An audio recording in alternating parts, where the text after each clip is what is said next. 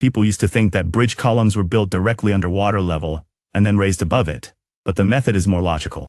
First, the river's course is slightly diverted to create a workspace. This may seem impossible, but skilled engineers create a barrier at the river by burying several closely spaced wooden columns. This forms a temporary barrier called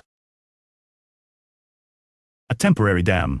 Water is then pumped out from inside the barrier, creating a dry area inside where construction can be completed easily.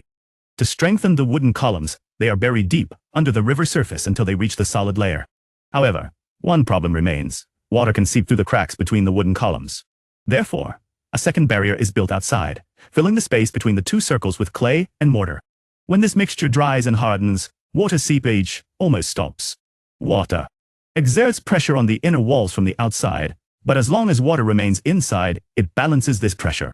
When the water is removed from inside, the pressure on the walls may suddenly increase. Therefore, the circle is reinforced by adding additional wooden supports. Then, all the water and clay inside are removed, and the foundation is strengthened by filling it with stones and mortar. When this mortar dries and hardens, bridge columns are built on top of it. The gaps between the stones are filled with lime mortar to form the entire structure as a single strong unit, and then the temporary dam is removed. When the tide rises, large stone beams are lowered between the bridge columns, and as the water level drops, the beams slowly settle into place. This technique is called the floating beam method. A walkway is then built on the bridge using flat stones. Railings are built on both sides to prevent people from falling.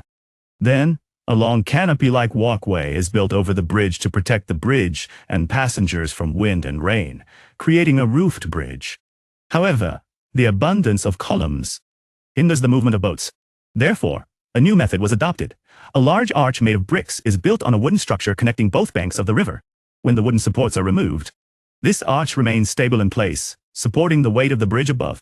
However, during high tide, the edges of the bridge may obstruct water flow, so additional openings are built in the arches for drainage.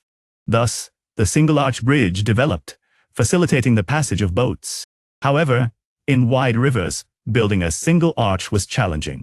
A very high arch is difficult to walk on, and a very low one cannot bear the load.